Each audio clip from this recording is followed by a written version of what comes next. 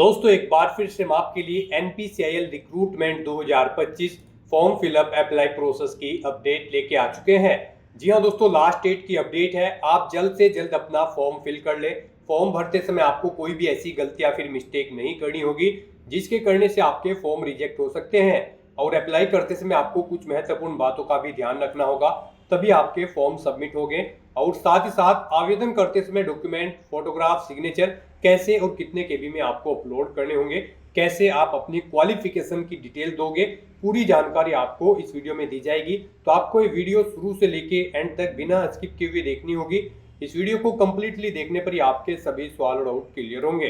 तो चलिए दोस्तों, बिना कोई वक्त गंवाए शुरू करते हैं NPCIL रिक्रूटमेंट 2025 फॉर्म फिलअप की पूरी जानकारी। फॉर्म भरने से पहले आपको हमारी वेबसाइट IND सरकारी नौकरी के पेज पर विजिट करना होगा, जिसका लिंक आपको नीचे description plus first comment box में मिल जाएगा। और हमारे इस पेज पर विजिट करके आप यहां से NPCIL रिक्रूटमेंट का फॉर्म भर सकते हो। NPCIL की ओर से यहाँ पर नोटिफिकेशन रिलीज किया गया था। यहाँ पर साइंटिफिक असिस्टेंट, स्टिपेंडी ट्रेन या साइंटिफिक असिस्टेंट, स्टिपेंडी ट्रेन या technician, assistant grade nurse technician की पोस्ट निकली हुई है।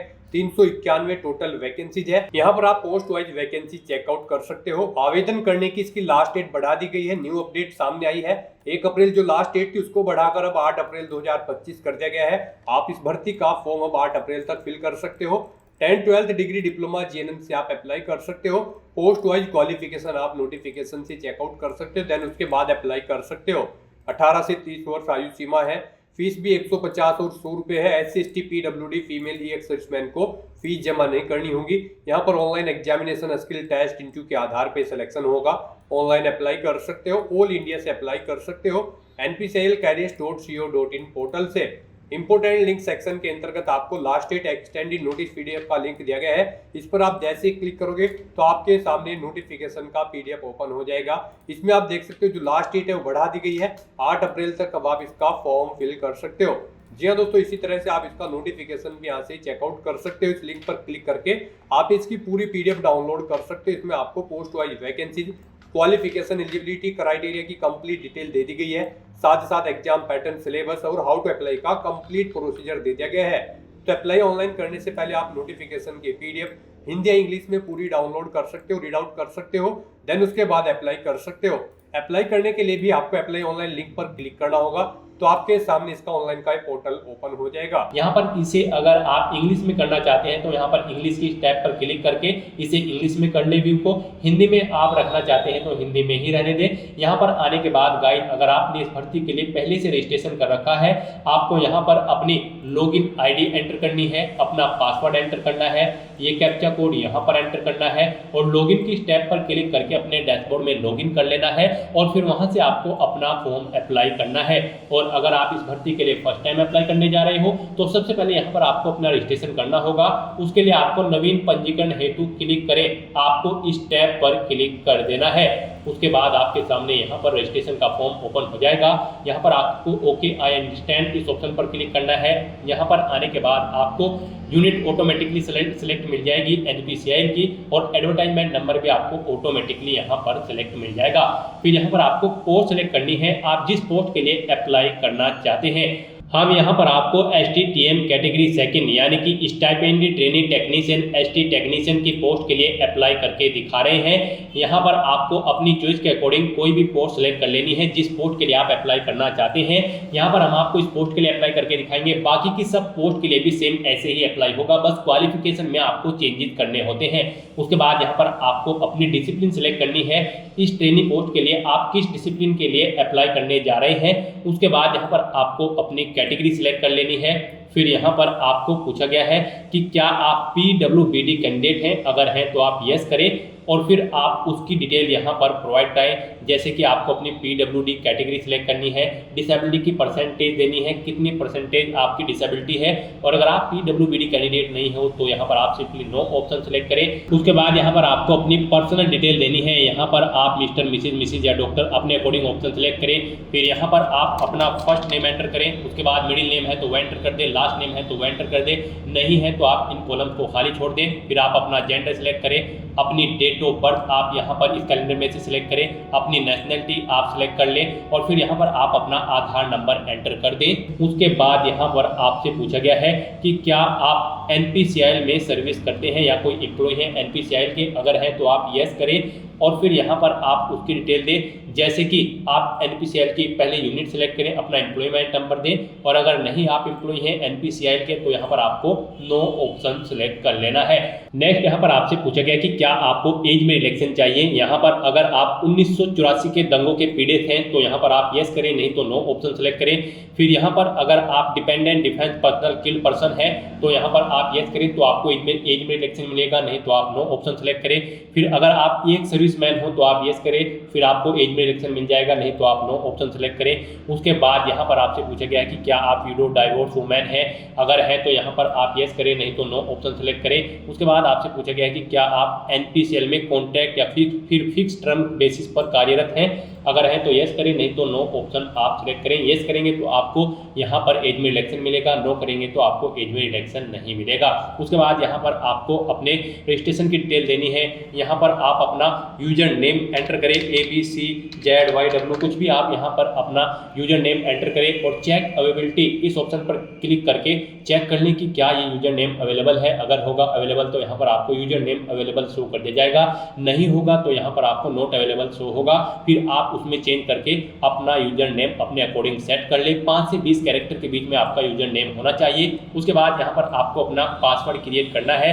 पासवर्ड यहाँ पर आपका अल्फान्यूमेरिक फॉर्मेट में होना चाहिए, मींस आपके पासवर्ड में कम से कम एक अपर केस कैरेक्टर, एक लोअर केस कैरेक्टर, एक इंटीजर नंबर और एक स्पेशल कैरेक्टर जैसे कि @ या डॉलर, इस तरह से आपका पासवर्ड इस फॉर्मेट में होना चाहिए। उसके बाद यही पासवर्ड आपको कंफर्म पासवर्ड फील्ड में एंटर करना होगा। फिर आपको अपनी ईमेल आईडी यहाँ पर एंटर करनी है, अपना मोबाइल नंबर आपको यहाँ पर एंटर करना है, ये कैप्चा कोड यहाँ पर आपको एंटर करना है और फिर आपको गाइस यहाँ पर रजिस्टर की इस टैब पर क्लिक कर देना है।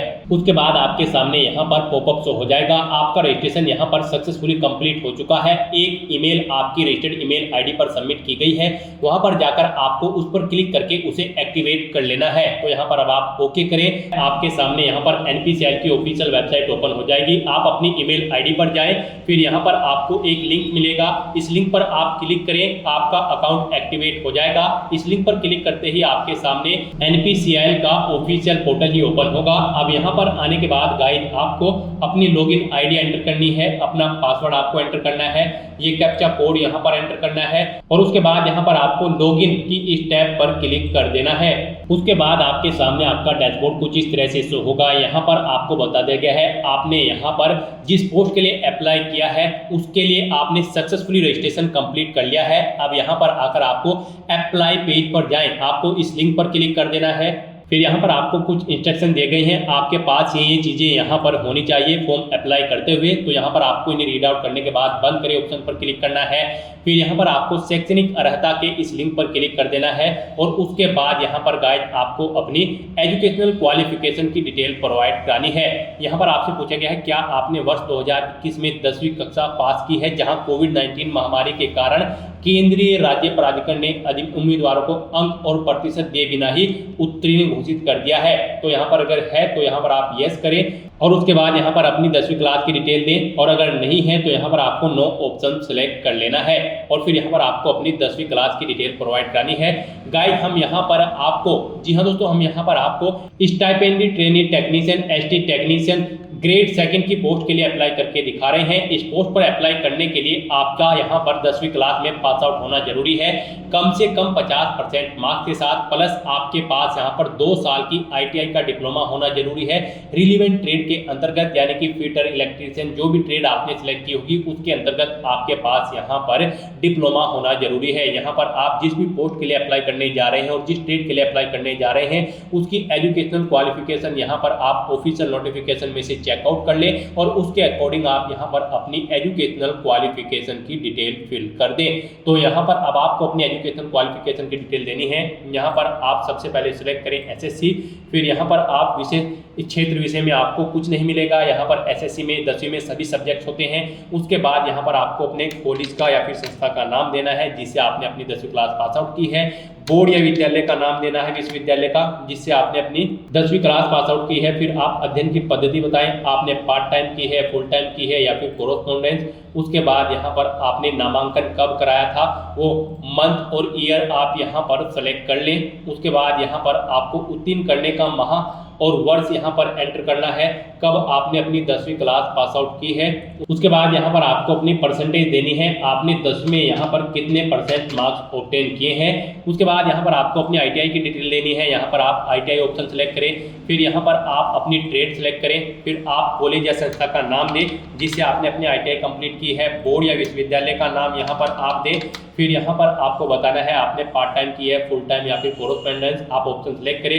फिर आपने कब इसमें एडमिशन लिया था वो डेट यहाँ पर आप सिलेक्ट करें, मंथ और ईयर, और ऐसे ही आपने कब पास आउट की है वो मंथ और ईयर यहाँ पर आप सिलेक्ट कर लें। फिर यहाँ पर आपने कितने % मार्क्स ऑब्टेन किए हैं वो यहाँ पर आप एंटर कर दें। इस तरह से आपको अपनी एजुकेशन क्वालिफिकेशन की डिटेल प्रोवाइड करनी है। फिर यहाँ पर आपको ITI के लिए अंतिम अंक तालिका के परिणाम जारी होने की अधिसूचना दिनांक यहाँ पर इस कैलेंडर में से सिलेक्ट कर लेनी है। गणित में SC में आपने यानी कि 10वीं क्लास में कितने % मार्क्स आपने ऑब्टेन किए हैं वो यहाँ पर आप एंटर करें। फिर विज्ञान में आपने 10वीं में कितने % मार्क्स ऑब्टेन किए हैं वो यहाँ पर आप एंटर कर दें। फिर यहाँ पर आपसे पूछा गया कि क्या आपने 10वीं में इंग्लिश सब्जेक्ट को एक विषय के रूप में पढ़ा है, तो यहाँ पर अगर पढ़ा है तो यस करें, नहीं तो आप नो ऑप्शन सेलेक्ट करें। उसके बाद यहाँ पर आपकी शारीरिक मानक आपसे पूछे गए हैं, आपको अपनी लंबाई यहाँ पर सेंटीमीटर में देनी है, कितनी सेंटीमीटर आपकी हाइट है। फिर यहाँ पर आपको अपना वजन देना है, कितने किलोग्राम आप में वजन है। उसके बाद यहाँ पर आपसे पूछा गया है क्या आपको यहाँ पर कंप्यूटर की नॉलेज है, इसमें आप MS वर्ड जानते हैं तो इस ऑप्शन को सिलेक्ट कर दें, एक्सेल जानते हैं तो वो, पावर पॉइंट जानते हैं तो वो भी, और जो चीज़ आप नहीं जानते हैं उसके सामने चेक बॉक्स न लगाएं। फिर यहाँ पर अगर आपने कोई और डिग्री या फिर डिप्लोमा कर रखा है तो उसकी डिटेल यहाँ पर आप प्रोवाइड कराएं, उसका नाम दे, विषय या विशेषज्ञता दे, संस्था विश्वविद्यालय का नाम दे, उत्तीर्ण करने का माह और वर्ष सेलेक्ट करें और अपनी डिटेल यहाँ पर आप प्रोवाइड करा दें। और अगर नहीं है तो आप इस सेक्शन को खाली छोड़ दें। और उसके बाद गाइस यहाँ पर अपनी एजुकेशनल क्वालिफिकेशन की सभी डिटेल्स प्रोवाइड कराने के बाद अब यहाँ पर आपको सेव करें और आगे बढ़ें, इस ऑप्शन पर क्लिक कर देना है। नेक्स्ट यहाँ पर आपको अपने एक्सपीरियंस की डिटेल देनी है। गाइज अगर आपको एक्सपीरियंस है तो यहाँ पर आप अपने एक्सपीरियंस की डिटेल दें, नहीं है तो इस पेज को नीचे स्क्रॉल डाउन करें और सेव करें और आगे बढ़ें, इस ऑप्शन पर क्लिक कर दें। और अगर आपको एक्सपीरियंस है तो यहाँ पर आप अपनी एक्सपीरियंस की डिटेल दें, यहाँ पर आप अपना नाम एंटर करें। फिर यहाँ पर आपको संगठन का प्रकार सेलेक्ट करना है जिसमें आप कार्यरत थे, वो सेंट्रल गवर्नमेंट थी, स्टेट गवर्नमेंट थी या फिर PSU, यहाँ पर या प्राइवेट सेक्टर, आप अपने अकॉर्डिंग ऑप्शन सेलेक्ट करें। पद का नाम दें यानी कि पोस्ट का नाम, जिस पोस्ट पर आप कार्यरत थे। आप नेचर ऑफ ड्यूटी यहाँ पर दें, किस दिनांक से किस दिनांक तक आपने वर्क किया है वो यहाँ पर आप सिलेक्ट कर ले। वर्तमान में सेवारत है या फिर नहीं, ये नो ऑप्शन सेलेक्ट करें। इस तरह से आपको अपने एक्सपीरियंस की डिटेल दे देनी है। इन डेट्स के अकॉर्डिंग यहाँ पर आपके एक्सपीरियंस को कैलकुलेट करके आपको वर्ष, माह और दिन में बता दिया जाएगा। और अगर आपको एक से ज्यादा जगह वर्किंग एक्सपीरियंस है तो यहाँ पर आप नई कतार जोड़े, इस ऑप्शन पर क्लिक करें। एक और सेम ऐसी ही रो यहाँ पर ऐड हो जाएगी और उसमें आप अपने एक्सपीरियंस की डिटेल प्रोवाइड करा दें। फिर अगर आप फिलहाल कहीं पर कार्यरत हैं तो आपको उस संस्था को बता देना है कि आपने इस भर्ती के लिए अप्लाई किया है, लिखित में आपको उन्हें बता देना होगा। फिर यहाँ पर आपसे पूछा गया कि क्या आपने उन्हें निर्देशित कर दिया गया है, यानी कि उनको बता दिया है जहाँ पर आप कार्यरत हैं, तो यहाँ पर आपको यस ऑप्शन सेलेक्ट करना है और फिर आपको सेव करें और आगे बढ़ें, आपको इस ऑप्शन पर क्लिक कर देना है। नेक्स्ट यहाँ पर आपको अपनी पर्सनल डिटेल देनी है। यहाँ पर आपको अपने फादर का नाम एंटर करना है, उसके बाद यहाँ पर आपको अपनी मदर का नाम एंटर करना है। फिर यहाँ पर आपको अपना मैरिटल स्टेटस बताना है, आप मैरिड हो या फिर सिंगल हो या फिर डाइवोर्स है, आप अपने अकॉर्डिंग ऑप्शन सेलेक्ट करें। अपना धर्म यहाँ पर रिलीजन आप सेलेक्ट करें। फिर अपनी मातृभाषा यहाँ पर आप सिलेक्ट कर ले, कौन सी आपकी मातृभाषा है। फिर यहाँ पर आपको अपना स्टेट सिलेक्ट कर लेना है, जिस स्टेट से आप बिलोंग करते हैं। उसके बाद आपसे पूछा गया कि क्या आप किसी रोजगार कार्यालय में पंजीकृत हैं, अगर है तो यस करें और फिर यहाँ पर आप उसकी डिटेल दें, जैसे कि रोजगार कार्यालय पंजीकरण संख्या, रोजगार कार्यालय का नाम, रोजगार कार्यालय का राज्य, और अगर नहीं है तो यहाँ पर आपको नो ऑप्शन सिलेक्ट कर लेना है। फिर यहाँ पर आपको अपने एड्रेस की डिटेल देनी है, यहाँ पर आप अपना एड्रेस दें। उसके बाद आप अपना स्थायी पता यहाँ पर एंटर करें और अगर आपका स्थायी पता आपके कोरोस्पोंडेंस एड्रेस के अकॉर्डिंग सेम है तो यहाँ पर आप इस चेकबॉक्स को ओके कर दें। ऑटोमेटिकली आपका स्थायी पता आपके कोरोस्पोंडेंस एड्रेस के अकॉर्डिंग फिल हो जाएगा। यहाँ पर उसके बाद आपको आपको अपना निकटवर्ती railway station, nearest railway station enter करना है। फिर आपसे पूछा गया कि क्या आपका कोई करीबी रिश्तेदार NPCIL में कार्यरत है, अगर है तो यस करें और फिर उसकी डिटेल यहाँ पर आप दें, जैसे कोई रिश्तेदार का नाम, उसका पद, स्थल या परियोजना, और फिर यहाँ पर आपको उसका आपके साथ क्या रिश्ता है वो देना है। और अगर नहीं है तो यहाँ पर आप नो ऑप्शन सेलेक्ट करें और उसके बाद गाइस यहाँ पर आप सेव करें और आगे बढ़े इस ऑप्शन पर क्लिक कर दें। नेक्स्ट यहाँ पर आपको अपने डॉक्यूमेंट अपलोड करने हैं। यहाँ पर आपको अपना फोटो और सिग्नेचर अपलोड करने हैं। आपको दी गई गाइडलाइंस के अकॉर्डिंग अपने डॉक्यूमेंट अपलोड करने होंगे, अदरवाइज आपका एप्लीकेशन फॉर्म रिजेक्ट हो सकता है। यहाँ पर आपका फोटो 10 से 50 KB के बीच में होना चाहिए, JPG या फिर JPEG फॉर्मेट में, और आपके जो सिग्नेचर है वो 20 KB से कम होने चाहिए, ये भी JPG या फिर JPEG फॉर्मेट में होने चाहिए। किस तरह से आपके फोटो सिग्नेचर होने चाहिए उसके लिए आप यहाँ पर स्वीकार्य अस्वीकार्य फोटो के नमूने इस लिंक पर क्लिक करें। आपके सामने ये PDF ओपन होगी, यहाँ से आप चेकआउट कर लें। आपका फोटो 10 KB से 50 KB के बीच में होना चाहिए। इसकी जो हाइट है वो 5.8 सेंटीमीटर होनी चाहिए और जो विड्थ है वो 4.4 सेंटीमीटर होनी चाहिए। इस तरह का फोटो आपका मान्य होगा और इस तरह के फोटो यहाँ पर आपके मान्य नहीं होंगे। गाइस अगर आपका फोटो या सिग्नेचर छोटे यहाँ बड़े हैं, आप उन्हें रिसाइज कर सकते हैं। गूगल में जाकर आप इमेज रिसाइजर टाइप करें, बहुत सारे इमेज रिसाइज करने के टूल आपके सामने ओपन हो जाएंगे। वहां से आप अपना फोटो इस गाइडलाइन के अकॉर्डिंग प्रिपेयर कर लें, तैयार कर लें और फिर आप उन्हें यहाँ पर अपलोड करें अपने फोटो और सिग्नेचर को। तो यहाँ पर अपलोड करने के लिए अब आपको चूज फाइल बटन पर क्लिक करना है, फाइल को सेलेक्ट कर लेना है और फिर यहाँ पर अपलोड करेंगे इस ऑप्शन पर क्लिक करके अपनी इस फाइल को आपको अपलोड कर देना है। इस तरह से आपको 1 बाय 1 करके अपना फोटो और सिग्नेचर यहाँ पर अपलोड कर देने हैं। उसके बाद गाइस यहाँ पर आपको सेव करें और आगे बढ़े इस ऑप्शन पर क्लिक कर देना है।